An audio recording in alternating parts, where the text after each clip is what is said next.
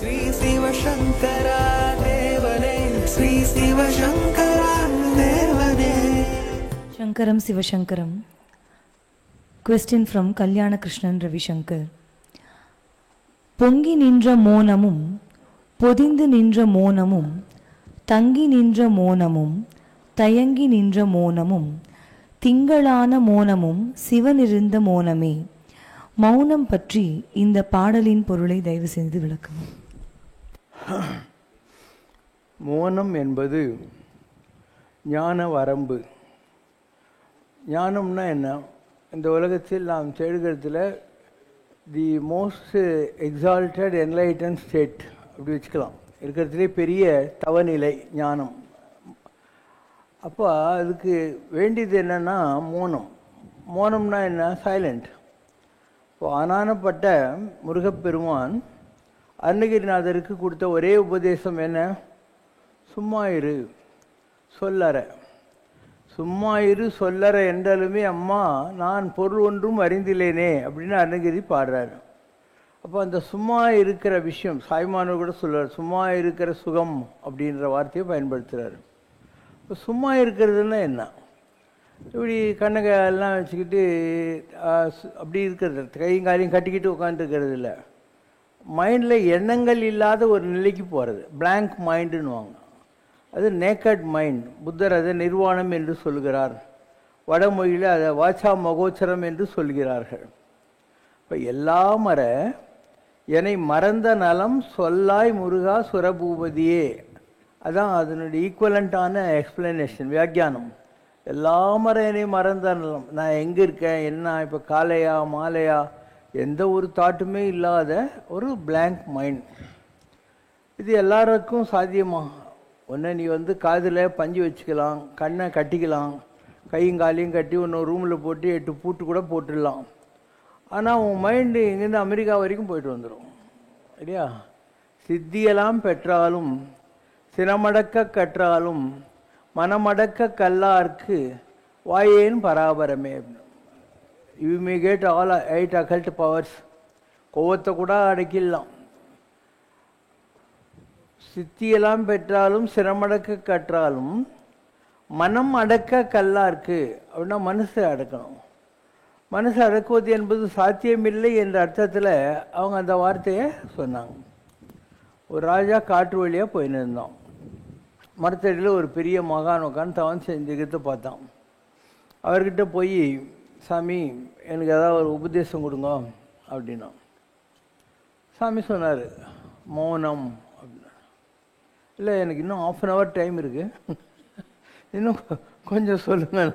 அவர் சொன்னார், நான் எண்ட் ரிசல்ட்டையே கொடுத்துட்டேன். Already given you the end result, you are asking about the steps அப்படின்னாராம். அப்போ மௌனம் தான் எண்ட் ரிசல்ட்டு, மற்றதெல்லாம் ஸ்டெப்ஸ் தான் அப்படின்னு அர்த்தம். அப்போ இந்த கைக்கும் வாய்க்கும் நடுவில் இருக்கிற மௌனம் அல்ல. மௌனம் என்பது பிளாங்க் மைண்ட். மகாவீரரும் புத்தரும் போதிக்கின்ற அந்த மௌனம், அது எந்த தாட்டும் இல்லாத நிலையில் வரும். இப்போ நீங்கள்லாம் இருக்கீங்க, உங்களுக்கு 1000 தாட் இருக்குது. சினிமா பாடலில் ஒரு பாட்டு கூட இருக்குது, 1000 வாசல் இதயம் அதில் 1000 எண்ணங்கள் உதயம் அப்படின்றது. இல்லை, thousands of thoughts are bubbling through your system. இப்போ எந்த எண்ணங்களுமே இல்லாத ஒரு நிலை வரணும்னா உனக்கு இந்த உலகத்தால் ஆக வேண்டிய வேலைன்னு ஒன்றுமே இருக்கக்கூடாது இல்லையா? இப்போ உனக்கு இருக்க, கோயிலுக்கு வந்திருக்க, so you like this ambience atmosphere, but still you are caring your relationships, you are caring your habitat. நீ தங்கியிருக்கிற வீடு, நாளைக்கு உன்னுடைய என்கேஜ்மெண்ட்ஸு எல்லாமே உன் மைண்டில் தான் இருந்துக்கிட்டே இருக்குது. எல்லாம் கலகலான்னு இருந்துக்கிட்டு தான் இருக்குது. ஸோ அந்த மாதிரியான தாட்ஸ் கூட இருக்கக்கூடாது. எந்த ஒரு எண்ணமும் இல்லாத நிலை. இப்போ எனக்கு அந்த மாதிரிலாம் ஒன்றும் கிடையாது.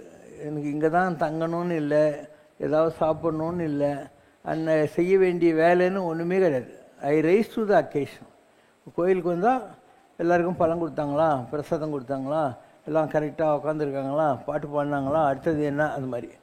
ஸோ தி நெக்ஸ்ட் மினிட் அஜெண்டாவில் தான் மைண்டு போகும். அது கூட எனக்கு தேவையில்லை. இதெல்லாம் பண்ணணுன்னு எனக்கு யாராவது சொன்னாங்களா என்ன? கருடப்பட்சி மேலே பெருமாள் சொல்லிட்டு போனார், இதெல்லாம் பண்ணுப்பா அப்படின்ட்டு. எனக்கு இருக்கிறதுல ஒரு மினிமம் ப்ரோக்ராம், அவ்வளோதான். வேறு என்ன பண்ணிட முடியும் இந்த உலகத்தில்? எனக்குன்னு ஒரு வேலையுமே கிடையாது. And I have no wants also. A fellow who has wants worships. A fellow who has no wants is worshipped. தேவைகள் உள்ளவன் வழிபடுகிறான், தேவைகள் அற்றவனோ வழிபடப்படுகிறான். எனக்கு எந்த தேவையும் இல்லை. யாதனின் யாதனின் நீங்கியான் இடும்பை நோதன் அதனின் அதனின் இளன். எதுவுமே வேணான்னு எவன் விட்டானோ அவனுக்கு எந்த ஒரு விஷயத்தினாலையும் உலகத்தில் கஷ்டமே இல்லைன்னு. சரி, நீ அப்படி ஆயிடுற. அப்படி ஆறதுனால உனக்கு ஏதாவது உலகத்தில் குறை இருக்குமான்னா சுத்தமாக கிடையாது. அதாவது when you are going without any activity or any thought in your mind also, God will be your errand boy.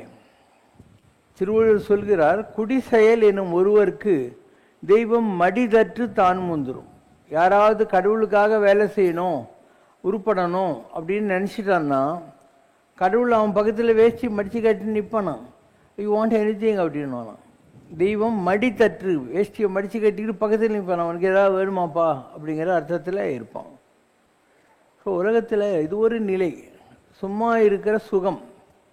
அந்த சும்மா இருக்கிற சுகத்தை உங்களால் அடைய முடியும். ஆனால் you are at present not for it. நீ அதை தேடலை, அவ்வளோதான். நீ தேடினா உனக்கும் கிடைக்கும். அண்ட் அதுக்குள்ளே எல்லா ஆப்பர்ச்சுனிட்டிஸ், அவகாசங்கள்னு சொல்கிறாங்க இல்லையா, எல்லாத்தையும் கொடுக்கும். கடவுளே கொடுப்பாரு. இல்லை இயற்கைன்னு நீ நம்பினா, கடவுளை நம்பலாம் கூட பரவாயில்ல, அது உனக்கு அந்த அந்த மொமெண்டம், அந்த சுச்சுவேஷனில் உன்னை கொண்டு போய் உட்கார வச்சிரும். உனக்கு எதுவுமே தேவைப்படாது. ஒரு பெரிய மகான் இருந்தார், டேண்டமஸ்ன்னு பேர். அவரை தண்டின்னு சொல்லுவாங்க நம்ம ஊரில். அலெக்சாண்டர் த கிரேட் இந்தியாவை விட்டு போகிறான் கிரீஸ்க்கு. அப்போ அவனுடைய சேனாதிபதி அனுப்புகிறான், யாரோ ஒரு பெரிய மகான் இருக்காராம், அவரை போய் பல்லக்கில் கூட்டணுவான், நான் இந்தியா விட்டு போகிறதுக்கு முன்னால் அவர்கிட்ட எல்லாம் கற்றுக்கணும் அப்படின்னு. அவர் ஒரு மரத்தடியில் ஸ்டார் நேக்கடாக அம்மனமாக படுத்துன்னு உட்காந்துக்கிறார்.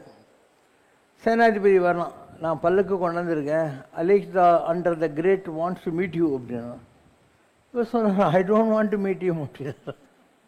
இல்லை, உங்களுக்கு நிறைய வசதி கொடுப்பான், பணம் கொடுப்பான், எல்லா இதுவும் கொடுப்பான், எனக்கு எதுவுமே தேவையில்லையே அப்படின்னா. இந்த மரம் எனக்கு நிழல் கொடுக்குது, இங்கே போகிற ஆறு எனக்கு தண்ணியை கொடுத்துருது, இந்த மரத்தில் இருக்கிற பழங்கழெல்லாம் நான் சாப்பிட்ருவேன், எனக்கு பசிச்சாக்கா. எப்போ தூக்கம் வருதோ மரத்தில் ஜாலியாக படுத்துக்கிடுவேன் நான் அப்படிங்கிறான்.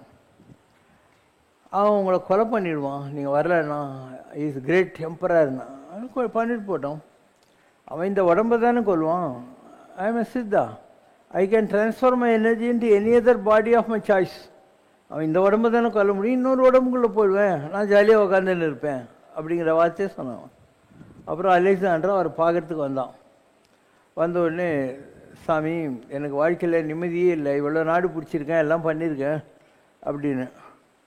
அவர் சொன்னார், எல்லாத்தையும் விட்டு என் பக்கத்தில் உட்காந்துக்கோ அப்படின்னாரு.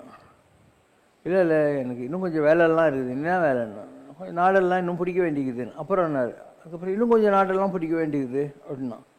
அப்புறம் என்ன, அப்புறம் வேணால் உங்கள்கிட்ட வரேன்னு. இப்போ சொன்னார், நீ எப்பயுமே வரமாட்டேன். அவனுக்கு ஷாக் ஆகிடுச்சு, என்ன இப்படி சொல்கிறாருன்ட்டு. என் பக்கத்தில் இருக்க இது என்ன நாய் அப்படின்னா. இந்த நாய் உன்ன மாதிரி போய் நாடு பிடிக்குதா, இன்னும் கொஞ்சம் நாடு பிடிக்குதா, எதுவும் பிடிக்கல, ஜாலியாக இருக்குதா, என்ன மாதிரி அதுவும் என் பக்கத்தில் உட்காந்துட்டு வாலாட்டின்னு நல்லா தூங்குது அப்படி இருக்கு.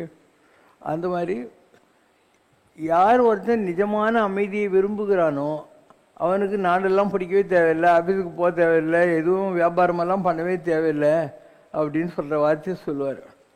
அவன் போனான் கப்பலில், அவளுக்கு மஞ்சா காமாவில் வந்து சேர்த்தே போட்டான். அதே மாதிரி ஒரு ராஜகுமாரன் குதிரை மேலே போய் நின்றான். மரத்தடியில் ஒருத்தன் ஒரு ஹேட்டை இப்படி போட்டுட்டு கால் மேலே கால் போட்டுன்னுட்டு நல்லா தூங்கினே இருந்தான். ராஜகுமாரன் அவன் கண்மொழி வரைக்கும் காத்துன்னு இருந்தானான். அவங்ககிட்ட போய், டேப்பா, நான் அன்னப்பட்சியினுடைய ரெக்கையில் பண்ண பெட்டில் அம்ச தூளிக்கா மஞ்சத்தில் படுத்துக்கிறேன் டெய்லி, எனக்கு எந்த குறையுமே இல்லை, ஆனால் எனக்கு தூக்கமே வர்றதில்லடா. உனக்கு எப்படிடா இந்த வெயிலில் இந்த மரத்தடியில் ஜாலியாக ஒரு ஹேட்டை தலை மேலே போட்டுக்கின்னுட்டு படுத்துன்னு தூங்கினுக்கிற அப்படின்னா.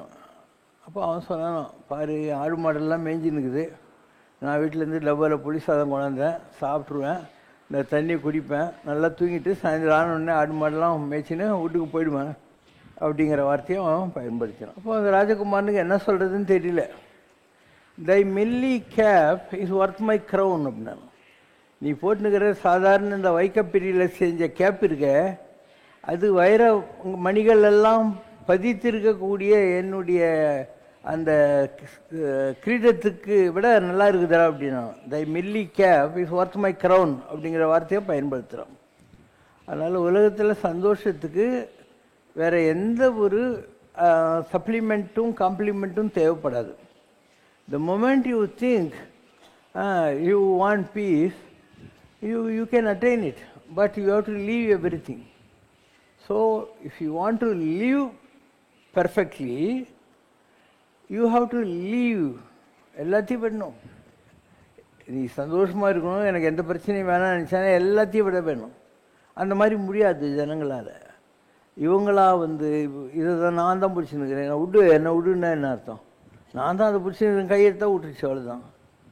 So it is you who is holding on to this attachment and not the attachment is holding you. எந்த ஒரு விஷயம் ஒன்றும் பிடிக்கல, நீ தான் அதை கட்டின்னு அதுன்னு உட்காந்து இருக்க. இந்த மாதிரி 1000 விஷயங்களை சொல்லிக்கிட்டே போகலாம்.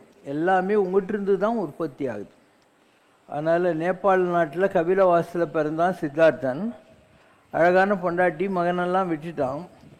இந்த உலகத்தில் கஷ்டங்களுக்கெல்லாம் என்ன காரணம் என்ற ஆராய்ச்சியில் இறங்கினான்.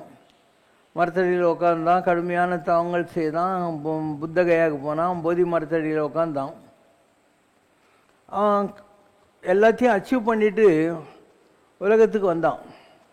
அதாவது he wanted to find answer for all the negative situations. இந்த துக்கம் இதுக்கெல்லாம் என்ன காரணம் அப்படின்றதுக்காக தான் அவன் போனான்.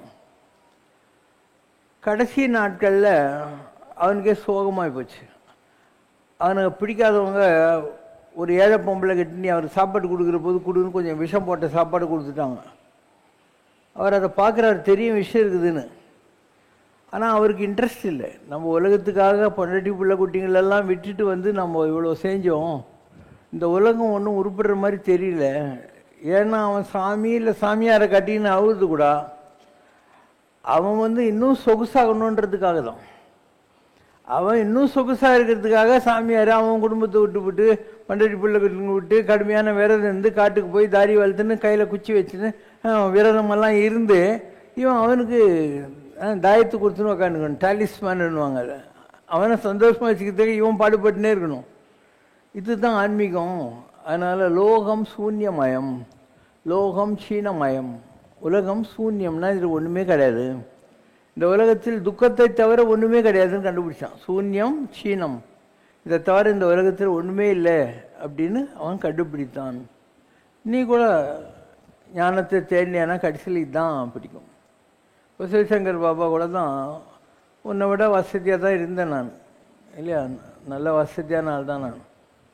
ஆனால் ஏதோ ஒரு வெறி, ஒரு ஐயப்பசாமி கோயில் கட்டினேன், அதுக்கப்புறம் ஒரு டெத் எக்ஸ்பீரியன்ஸ் வந்துச்சு. மகிழ்ந்திருக்கிற காடு எங்கே இருக்குது, அந்த காடு நம்பி மலை, மருத்துவால் மலை, ஸ்ரீசைலம், கைலாசம் எல்லாம் உலகெல்லாம் பிடிச்சின்னு ஒரு 5 வருஷம் அலைஞ்சி ஞானெல்லாம் கிடச்சி சேர்ந்தேன். மண்ணடியில் ஜனங்களை பார்க்க ஆரம்பித்தோம். ஒரு 1996 வரைக்கும் மண்ணடியில் ஜனங்களை பார்த்துன்னு இருந்தேன். 96ல் ஒரு மாதம் செல்கிற பெசன் நகரில் மாடியில் பந்தல் போட்டு பார்த்துருந்தேன். அதுக்கப்புறம் நீலாங்கரையில் ஒரு இடத்த வாங்கி அங்கே ஆன்மீகத்தை லேமன் கோயில் ஸ்ட்ரீட்டில் ஆரம்பித்தோம். ஸோ எல்லாம் தான் பண்ணிட்டோம். நம்ம ஆஸ்பத்திரி கட்டணும், ரூரல் சர்வீஸ் பண்ணிட்டோம், ஸ்கூலு கட்டிட்டோம், ஓல்டேஜ் கேர் ஹோம் பண்ணிட்டோம். அப்புறம் பசங்களுக்கு ஃப்ரீயாக ஒரு 40-50 பேருக்கு கன்ஸ்ட்ரக்ஷன் டெக்னாலஜின்னு சாப்பாடு போட்டு தங்குற இடம் கொடுத்து எல்லாம் பண்ணோம். நீ என்ன பண்ணாலும் சரி, இந்த சொசைட்டி ஒன்று ஒரு பொரியல் மாதிரி, அவியல் மாதிரி, ஊறுகாய் மாதிரி, அப்பளம் மாதிரி தான் யூஸ் பண்ணுவானே தவிர அவன் அதனால் ஃப்ளரிஷ் ஆகிறது இல்லைன்றது தான் நான் கண்டுபிடிச்ச விஷயம். தே யூஸ் யூ, அவ்வளோதான். ஒரு பொரியல் மாதிரி ஒன்று தொட்டுக்குவான். இதுக்காக நீ ஏன் இவ்வளோ கஷ்டப்பட்டு எல்லாம் பண்ணி எல்லாத்தையும் விட்டு பண்ணணும் இல்லையா? அதனால் ஆன்மீகம் என்பது உண்மையிலேயே ஒரு thankless job. So the rewards are not from this earth, the rewards are from the sky. ஏன்னா ஒரு கடவுள் இருக்கான். அந்த கடவுள் இவ்வளோ பெரிய உலகத்தை உண்டாக்கியிருக்கான். மலைகள், நதிகள் எல்லாத்தையும் உண்டாக்கியிருக்கான். நீ கேட்டாலையும் கேட்கலன்னாலையும் உங்களுக்குள்ளே காற்று விட்டுன்னுக்கிறான். எல்லா வசதியும் உனக்கு பண்ணி கொடுத்துருக்கான். சொல்லடி சிவசக்தி சுடர்மிகும் அறிவுடன் படைத்து விட்டாயின்னு உனக்கு கொஞ்சம் எக்ஸ்ட்ரா அறிவு மற்ற ஜீவராசிகளுக்கு இல்லாததெல்லாம் கூட கொடுத்து உன்னை இந்த உலகத்தில் வச்சுருக்கான். But how many are really thanking God? 180 பேர் they are either atheists or agnostics. கடவுளை பற்றி எனக்கு கவலை இல்லைன்றவன் அக்னாஸ்டிக்கு, கடவுள் இல்லை அப்படிங்கிற ஒரு மறுப்பாளன் நாஸ்திகன். ஒரு 20% இருப்போம். இந்த 20%ம் நான் ஹிந்து, நான் முஸ்லீம், நான் கிறிஸ்டியன், நான் ஜொராஸ்டியன் அப்படின்னு அடிச்சுக்கின்னு சாப்பிட்றான். அதுலேயும் ஒழுங்காக இருக்கானான்னு அதுவும் இல்லை. நான் கேத்தலிக்கு, நான் பெந்தகோஸ்து, நான் ப்ராட்டஸ்டன்ட்ன்றான். இவன் மகாயான புத்தயாதம், ஹீனாயான புத்தயாதம்ன்றான். அவன் ஸ்வேதாம்பர ஜெயின்னு திகம்பர ஜெயின்னுன்றான். இந்து மதத்தில் இவனுங்க நான் சைவன், நான் வைஷ்ணவன், நான் நியோகி, இந்த மாதிரி இதுலேயும் ஒரு பிரிவுகள் எல்லாம் வச்சுன்னுக்கிறான். ஸோ கடவுளை நம்புறதா சொல்கிற இந்த கொஞ்சம் பேரே இப்படி தான் இருக்கானுங்க. அப்போ what is the use of God having created this beautiful world? எல்லா வசதிகளையும் ஒருத்தனுக்கு, ஒரு கல்லுக்குள்ள இருக்கிற தேரைக்கு கூட சாப்பாடு கொடுக்குற அளவுக்கு கடவுள்கிட்ட கருணை இருக்கிறது. இந்த உலகத்தில் வனாந்தரங்கள் இருக்கிற எல்லா ஜீவராசிகளுக்கும் அது என்ன பேண்ட்டு ஷர்ட்டு போட்டுன்னு டம்போ போய் தூக்கின்னு ஆஃபீஸுக்கு போய் சம்பாதிச்சு பேங்க் அக்கௌண்ட் கிரெடிட் கார்டை வச்சுன்னுக்குது. அது பாட்டுக்காக ஜாலியாக இருக்குது. காட்டில் மோட்டில் கச்சத்தை சாப்பிட்டு உட்காந்துன்னே இருக்கான். இவ்வளோ அழகாக இந்த உலகத்தை படைத்திருக்கிற கடவுளை நிஜமாகவே நினைக்கிறவர்கள் கூட இந்த மாதிரி தான் எல்லாம் ஊர்காத்து பொரியல் மாதிரி தொட்டுக்கிறவன் தானே தவிர ஒரு God for the sake of God அதுக்காக வாழ்கிறோங்கிற எண்ணங்களோடு வாழ்கிறவர்கள் வெறிறார். இதுலேயும் இந்த சாமியாருங்க ஜனங்களுக்கு நல்லது செய்கிறதுன்னு சொல்லி நல்லது செய்கிறத விட அவங்களால வர்ற சண்டைங்க தான் ஜாஸ்தி. இல்லை அவங்க இந்த ஜனங்களை வச்சுக்கிட்டு அவங்க வசதியாக இருக்கிறதுக்காக பார்க்குறாங்க. நீங்களாவது படித்து முடித்து ஒரு வேலைக்கு போய் ஒரு வீடு கடங்குடியில் லோன் போட்டு வாங்கினுட்டு ஒரு ஸ்கூட்ரு சைக்கிள்லாம் வச்சுன்னுட்டு வாழ்கிறீங்க. இந்த சாமியாருங்க ஒரு வேலையும் செய்ய மாட்டானுங்க. நீ அவன் காலில் அவன் தட்டில் துட்டு போட்டு போகணும்னு நினைக்கிறான். இது ஒரு வாழ்க்கையா? இதுக்கு பேர் சாமியாரா? அந்த காலத்தில் இருந்த சாமியாருங்க எப்படி இருந்தானுங்க, இந்த காலத்தில் இருக்கிற சாமியாருங்கெல்லாம் எப்படி இருக்காங்க? இன்னைக்கு எல்லாமே வேஸ்ட்டாக தான் போயிட்டு இருக்குது. நல்ல இருக்குது. ஆங்கில கவிதை இருக்குது, சுல்மேனிய ஜெவன். அதில் வரும், இந்த உலகத்தில் எல்லாமே வேஸ்ட்டாக போயிட்டுருக்கு அப்படின்னு ஒரு கவிதை கூட இருக்குது. கோரிக்கையற்று கிடக்குதன்னே வேரில் பழுத்த பலாப்பழம் அப்படியே தூங்கின்னு தான், கைக்கு எட்டுற மாதிரி இருக்குதான். ஆனால் அதை எடுத்து கைக்கு விளக்கெண்ணெல்லாம் தழிக்கின்னு தோலெல்லாம் உரித்து சொலையை எடுத்து கொட்டையெல்லாம் பண்ணி சாப்பிட கொடுக்கறதுக்கு கூட இவனுக்கு சோம்பேறித்தனம். அதனால் கோரிக்கையற்று கிடக்குதன்னே அப்படிங்கிற வார்த்தை பயன்படுத்துகிறோம். இந்த உலகத்தில் எல்லாம் இருக்குது, நல்லாவே இருக்குது. ஆனால் நிஜமாக ஜனங்க நல்லவங்களாம் இல்லை. ஜனங்க நிஜமாகவே நல்லவங்கலாம் கிடையாது. நான் எதுவும் தப்பிச்சிட்டேன். அக்ஷய திருதியை நாளில் வெள்ளை நிற உணவு தானம் செய்வது சிறப்பு வாய்ந்த தானமாக கருதப்படுகிறது. குறிப்பாக அரிசி, கோதுமை, தயிர், பால் போன்ற உணவுகள் தானம் செய்யும் போது அது இறைவனுக்கு உவந்தளித்த பலன் கிடைக்கும் என்றும் இல்லத்தில் குறைவில்லாமல் இருக்கும் என்றும் கூறப்படுகிறது. அந்த நாளில் அன்னதானம் செய்வது மிகவும் சிறப்பு வாய்ந்தது. அன்னதானம் செய்வதன் மூலம் இறைவனுக்கே அன்னமிட்ட பலன் கிடைக்கும். அந்த நாளில் லக்ஷ்மி தேவிக்கு உகந்த தானம் செய்வதால் லக்ஷ்மி கடாட்சம் கிடைக்கும். குறிப்பாக வெண்ணெய் பொருட்கள், பால் பொருட்கள், தயிர் சாதம் போன்றவை தானம் செய்வது லக்ஷ்மி கடாட்சத்தை ஏற்படுத்தும். தானங்கள் பல கோடி மடங்கு புண்ணியங்களை தரும். போறியா இந்த புருடாலெல்லாம் ரொம்ப நாளாக கேட்டுன்னு அதில் நீ Arun ice cream, quality ice cream, KFC burger கூட சேர்த்துவோம். சும்மா ஏமாத்துறானுங்க. கேரளாவில் ஆதிசங்கரர் ஒரு ஏழை பால பிரம்மச்சாரியாக பிச்சை எடுக்கிறதுக்கு போகிறாரு. அவர் கொடுக்கறதுக்கு வீடெல்லாம் தேடி பார்க்குறா. ஒரு ஏழை நம்பூதிரி பொம்பளை, ஒன்றுமே கிடைக்கல. சரின்னு உணர்ந்து போனால் ஒரு நெல்லிக்காவை கொண்டாந்துட்டு இப்படி போடுறா, என்ன நினச்சிக்குவாரோன்ட்டு. அப்போது ஆதிசங்கருக்கு மனசில் கஷ்டம் வருது. கடவுளே, இவ்வளோ மோசமான ஒரு உலகத்தை நீ படைச்சிருக்கியா? ஒரு சன்னியாசிக்கு கொடுக்கறதுக்கு ஒரு உணர்ந்து போன நெல்லிக்காவை தவிர ஒன்றுமே இல்லாத உலகம் இருக்கேன்ட்டு. அப்போ அவருக்கு காதில் குரல் கேட்குதா, சரீரி அப்படின்னு அர்த்தம். சரீரம் இல்லாத குரல். மற்றவனுக்கு ஒத்தாசை பண்ண முடியாதவனுடைய பச்சாத்தாபத்தினாலே இந்த உலகத்துக்கு ஆகிறது ஒன்றும் இல்லை அப்படின்னு. உடனே உன் திருவுள்ள மதுவானால் அப்படின்னு கனகதார ஸ்தோத்திரம் பாடுறாரு. தங்கத்தில் நெல்லிக்காய் கொட்டுது. அந்த இடம் காலடியில் ஆதிசங்கருடைய அம்மாவை புதைச்ச இடத்துக்கிட்டே இப்போ ஒரு அம்பாள் கோயில் கட்டியிருக்காங்க. அதுலேருந்து ஒரு 500 கஜத்தில் இருக்குது. அங்கே இந்த பாட்டெல்லாம் எழுதி இந்த வரலாற்றெல்லாம் எழுதி வச்சுருக்காங்க. நிஜமாகவே அங்கே நடந்தது அப்படின்ற மாதிரி. அதே மாதிரி இங்கே காஞ்சிபுரத்தில் வேதாந்த தேசிகர்னு ஒருத்தர் இருந்தார் வரதராஜ சாமி கோயிலில். அவரை பிடிக்காதவங்க ஒரு ஊமையாக அவர்கிட்ட அனுப்பிச்சு உன் கல்யாணத்துக்கு காசு வேணும்னு சொல்லிட்டு அவரை போய் கேளு அப்படின்னு.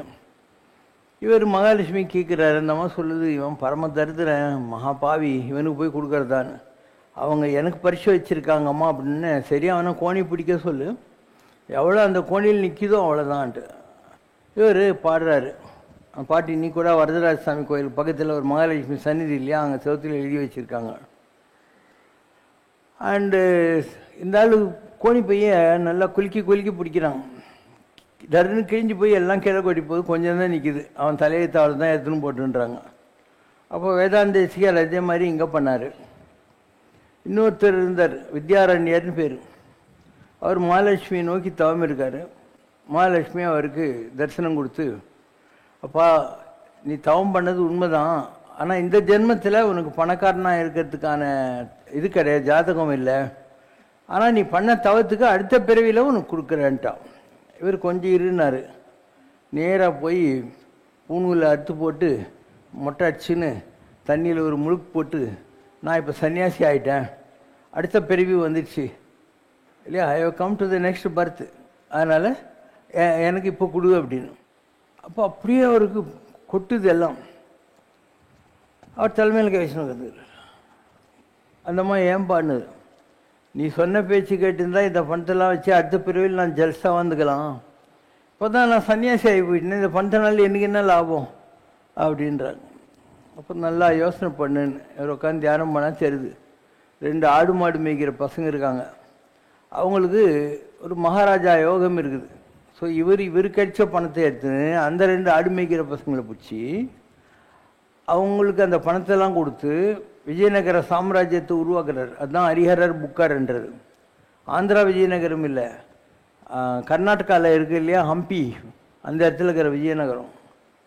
இப்படி ரொம்ப அற்புதமாக ஒரு சாம்ராஜ்யம் உண்டாக்கி நிறைய திருப்பதி கோயில், மீனாட்சி அம்மன் கோயில் எல்லாத்துக்கும் அவங்க தான் திருப்பணி எல்லாம் பண்ணாங்க. அந்த அளவுக்கு இது. இவங்கெல்லாம் சன்னியாசிங்க தானே, நிறைய யோசனை பண்ணு.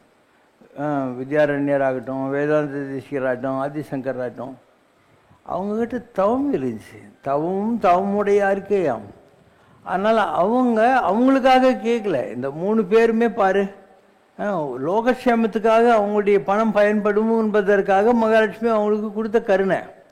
நீயும் ஒரு ஆதிசங்கராகு, நீயும் ஒரு வேதாந்தேசிகராகு, நீயும் ஒரு வித்யாரண்யராகு, அப்போ இதெல்லாம் நடக்கும். ஏன்னா நீ உனக்காக கேட்கல இல்லையா. மேகம் தனக்காக போயிடுறதில்ல, உனக்காக தான் மழையாக போகுது. காற்று மூக்குள்ளே போகுது, அதுக்கு அதனால் ஏதாவது லாபமா? ஆறு அதுக்காக ஓடுதா? உங்களுக்காக தான் ஓடுது. அந்த மாதிரி யார் தனக்கென வாழா பிறக்குரியாளர் ஒன்று சொல்லுது. உண்டாலம்மை உலகம், இந்த உலகம் எப்படி இயங்கு தெரியுமா? தனக்கென வாழா பிறக்குரியாளர். அவங்களுக்காக வாழவே மாட்டாங்க, மற்றவங்களுக்காக வாழுவாங்க. இந்திரர் அமிழ்தம் உண்டலெனினும் பழியுடன் வரின் கொள்ளதார் அயர்வில ஓடெனின் உயிரும் கொடுக்குவார்.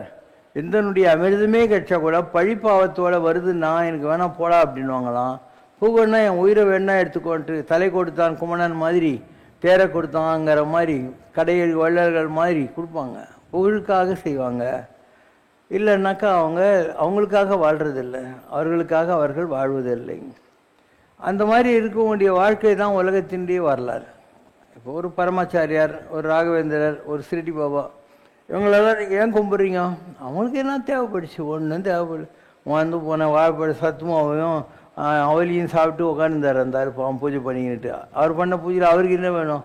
சர்வோஜனும் சுகினும் பவந்து, உலகெல்லாம் நல்லா இருக்கணும் தான் அவங்கெல்லாம் பண்ணாங்க. ஸோ எல்லா மகான்களும் மலை மாதிரி காற்று மாதிரி தான். அவங்களுக்காக ஒன்றும் லைஃபே கிடையாது. இதெல்லாம் தெரியாமல் சும்மா நகை கடைக்காரன் சொன்னான் அது வாங்கினா அதிர்ஷ்டம், இது வாங்கினா அதிர்ஷ்டம் சொல்லி ஏமாந்து போகிறது. இதெல்லாம் ஒரு ஆளுக்கு யாரும் சொல்லிட்டான், 2 காக்கா ஒன்றா பார்த்தாக்கா உனக்கு பயங்கர அதிர்ஷ்டம்ட்டான். இவன் மந்திரி சொல்லிட்டான், 2 காக்கா பார்த்த உடனே நான் அந்த புறத்தில் இருந்தால் கூட வந்து கதவு தட்டணுன்னு வர்றதுக்குள்ளே ஒரு காக்கா போயிடுச்சு, ஒரு காக்கா தான் இருந்துச்சு. அப்போது ராஜா சொன்னானா, இவனால் எனக்கு வர வேண்டிய அதிர்ஷ்டம் போயிடுச்சு, இவனை கட்டி வச்சு சாட்டையில் அடிங்க அப்படின்னானா. அந்த அடி வாங்கினுங்கிற போது மந்திரி சிரிச்சாங்க கெகபுகன்னு.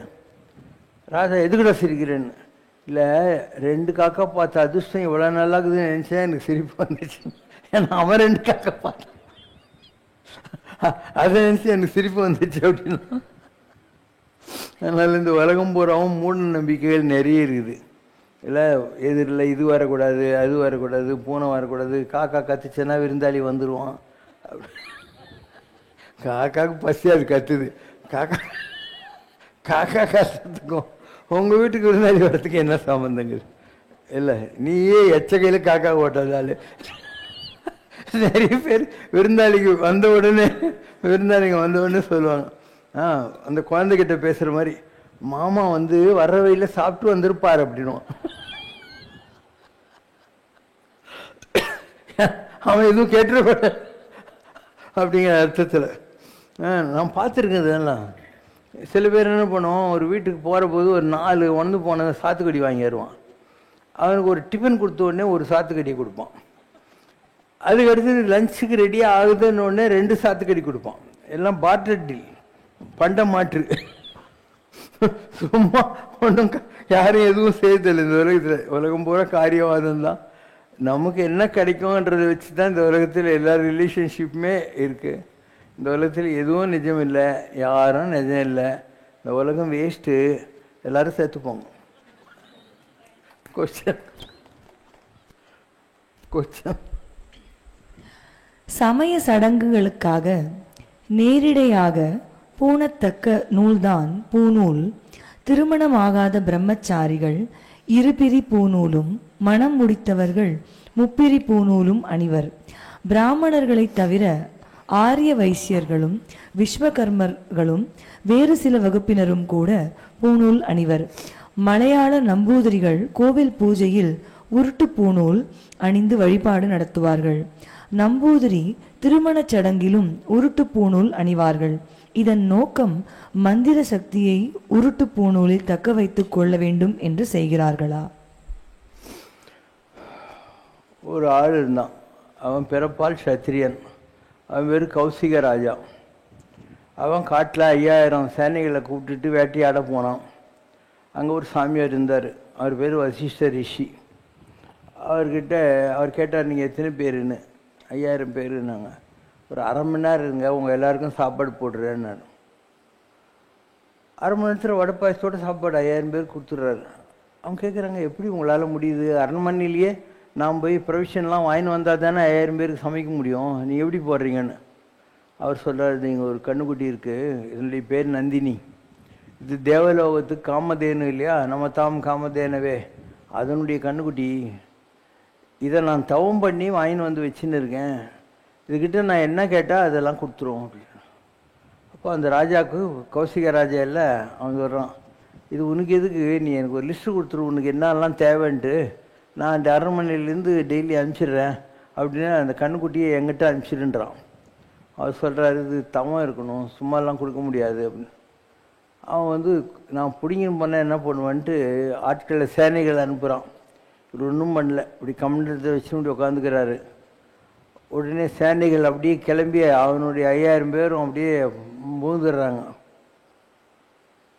அதுக்கப்புறம் தான் ராஜாவுக்கு புத்தி வருது, தவந்தான் பெருசு, அதிகாரத்தை வச்சு ஒன்றும் பண்ண முடியாது அப்படின்னு காட்டுக்கு போய் தவம் செய்கிறான். அவனுடைய தவத்துக்கு தடைகள் வந்துக்கிட்டே இருக்கு. திருசங்குன்னு ஒருத்தன் வரான்.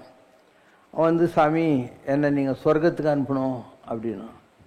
இவருக்கு கொழுப்பு இல்லை, நம்ம பெரிய தபசி ஆகிட்டோன்ட்டு, அதனால் நீ சொர்க்கத்துக்கு போன்றாரு. அவன் அப்படியே டொயின்னு மேலே போகிறான். மேலே தேவர்கள் அவனை தலையில் வச்சு ஒரு அமுக்குறாங்க. அவன் கீழே டொயின்னு இறங்குறான். இவர் மேலே அனுப்போ, அவங்க கீழே அனுப்போ, அவன் அனுபவத்தில் அந்த ராத்திரி நிற்கிறான். அவங்க சொல்கிறாங்க, இவனுக்கு சொர்க்கத்தில் இடம் கிடையாது அப்படின்னு.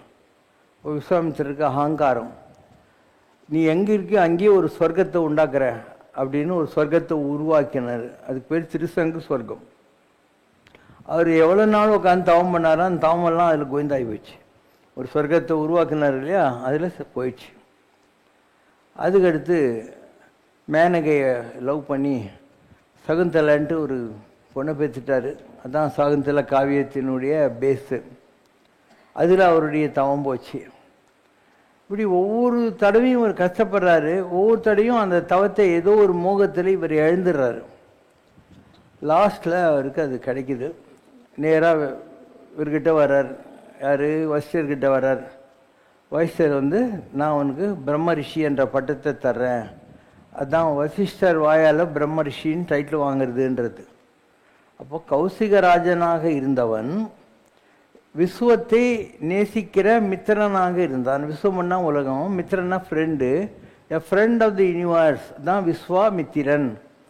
அப்படி தான் கௌசிகனுக்கு விஸ்வாமித்திரன் என்ற பேர் வந்தது. பிரம்ம ரிஷி டைட்டில் வாங்கினான். அவனுக்கு கிடைச்சது தான் காயத்ரி மந்திரம். இதெல்லாம் இவ்வளோலாம் இருக்குது அந்த ஆளுக்கு. அதனால்தான் அவனுக்கு அந்த காயத்ரி மந்திரம் கிடைக்குது. மந்திரங்கள் நிறைய இருக்குது. முதலில் வார்த்தை இருந்தது, வார்த்தை ஆண்டவனாகவே இருந்ததுன்னு பைபிள் வருதுல, அந்த மாதிரி first there was the word and word was the Lord himself.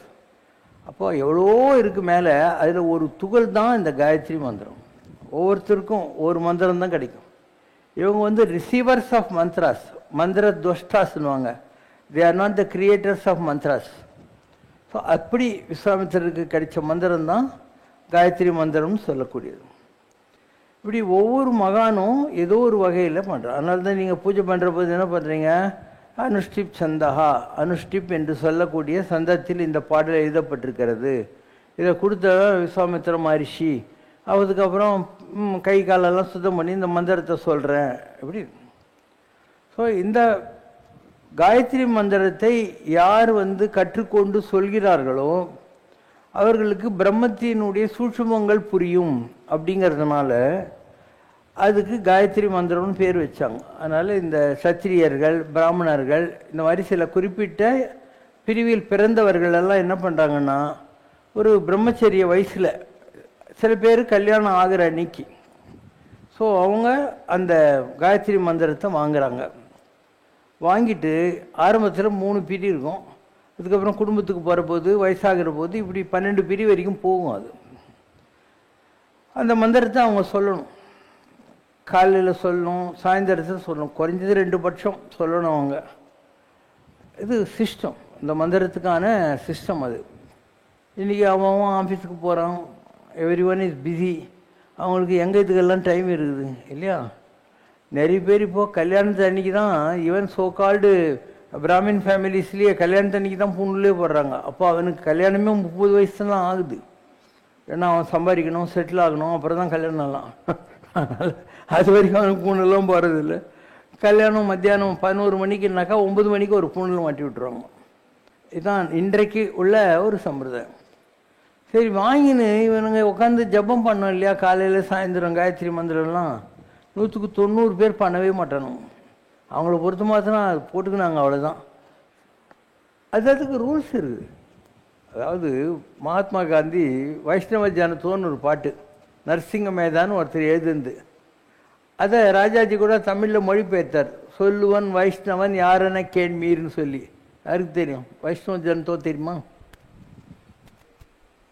वैष्णव जन तो तेने कहिए जे पीड़ पराए जाने रे, पर दुख के उपकार करे तो ये मन अभिमान नाणे रे, सकल लोक मा सहुने वंदे निंदा न करे केणी रे. நீங்கள் வைஷ்ணவர்கள்னு இந்த நாமம் போடுறதுன்றது நீங்கள் நினைக்கிறீங்க. அப்படி இல்லை. எவன் ஒருத்தன் வெஜிடேரியனாக இருக்கானோ, ஜீவகாருண்யத்தோடு இருக்கானோ, அவனை தான் வடநாட்டில் வைஷ்ணவன் சொல்கிறது.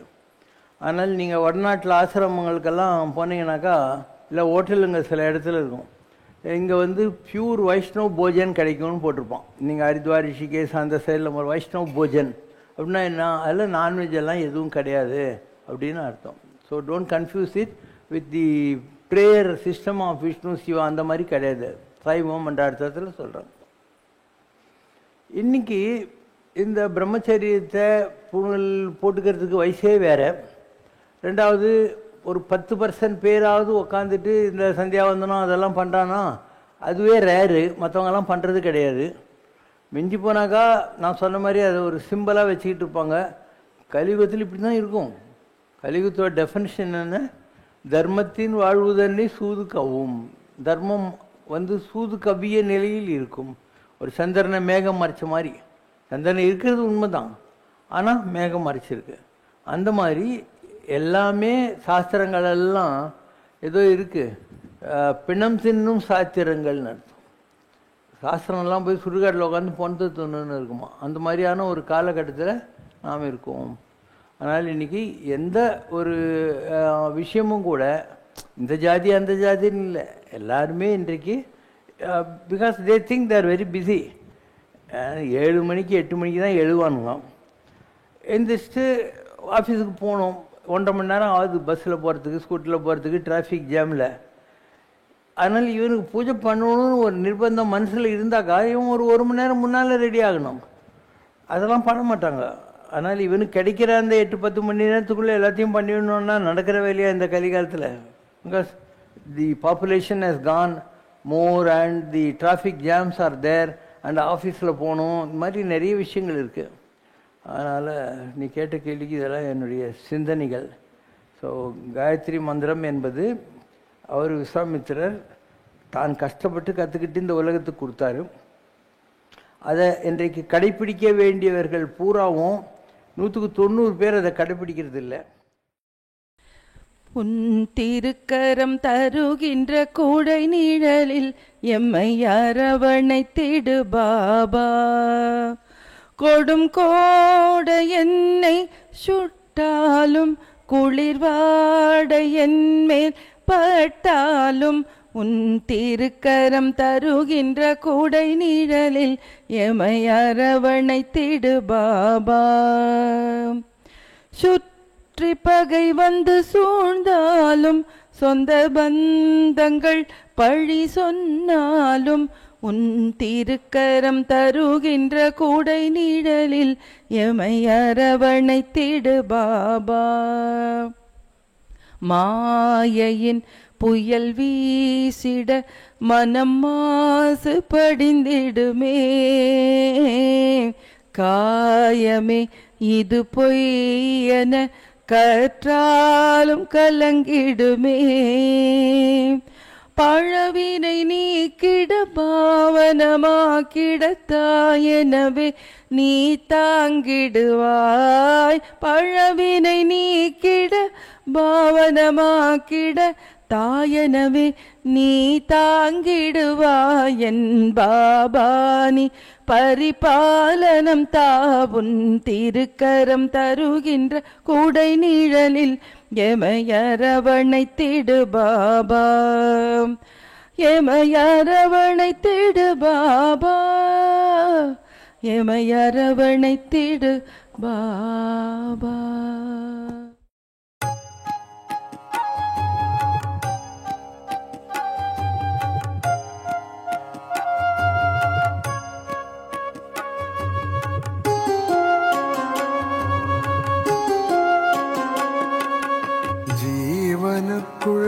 ஒரு சிவம் வந்தது, என் சித்தத்தில் மாற்றத்தை அது தந்தது. சோகமெல்லாம் எங்கோ போய் மாய்ந்தது, புது ஸ்வர்க்கம் படைத்து அது தந்தது. ஜீவனுக்குள் ஒரு சிவம் வந்தது, என் சித்தத்தில் மாற்றத்தை அது தந்தது.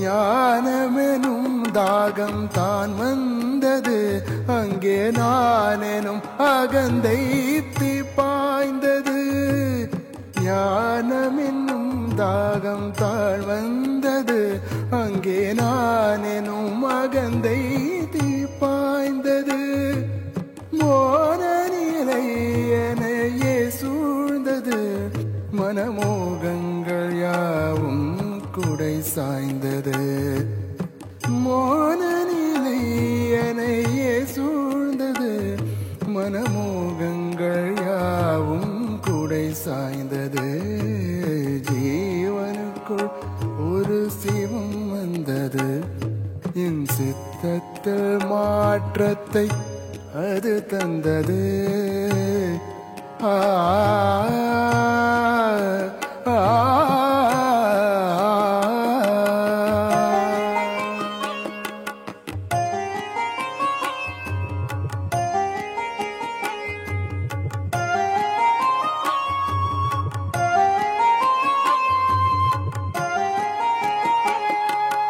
தேன் குரல் காதினிலே பாய்கின்றது தேவிட்டாதன் சுவை என்றும் புகழ் வாய்ந்தது தேன் குரல் காதினிலே பாய்கின்றது தேவிட்டாதன் சுவை என்றும் புகழ் வாய்ந்தது பாலைவன சோலை அருள் வேய்ந்தது அதன் பார்வையிலே எந்தன் வினை ஓய்ந்தது பாலைவன சோலை அருள் வேய்ந்தது அதன் பார்வையிலே எந்தன் வினை ஓய்ந்தது ஜீவனுக்குள் ஒரு சிவம் வந்தது என் சித்தத்தில் மாற்றத்தை அது தந்தது ஆ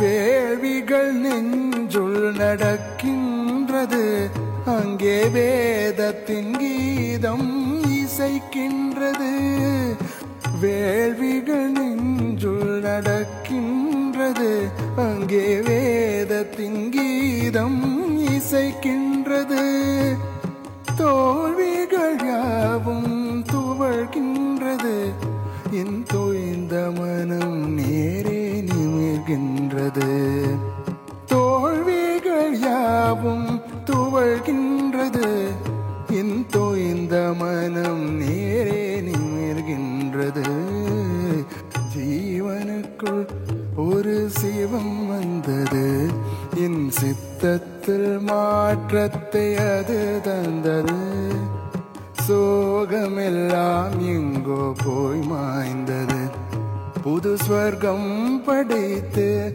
அது தந்தது ஓம் ஜெய் சிவசங்கரரே சுவாமி ஜகத் பரிபாலகரே ஆதி சங்கர அவதாரா அநாத ரக்ஷகரே ஓம் ஜெய் சிவசங்கரரே அன்னையும் தந்தையும் நீரென்றறிந்தும் அன்பில் நனைகின்றோம் சுவாமி அன்பில் நனைகின்றோம் ஆசானும் இறையாகிய தேவா நின்னடி பணிகின்றோம் ஓம் ஜெய் சிவசங்கரரே கைலையை பன்முறை வலம் வந்தாய் ஓ கருணாகர கீர்த்தி சுவாமி கருணாகர கீர்த்தி மயிலையில் நின்று வரம் தருகின்றாய்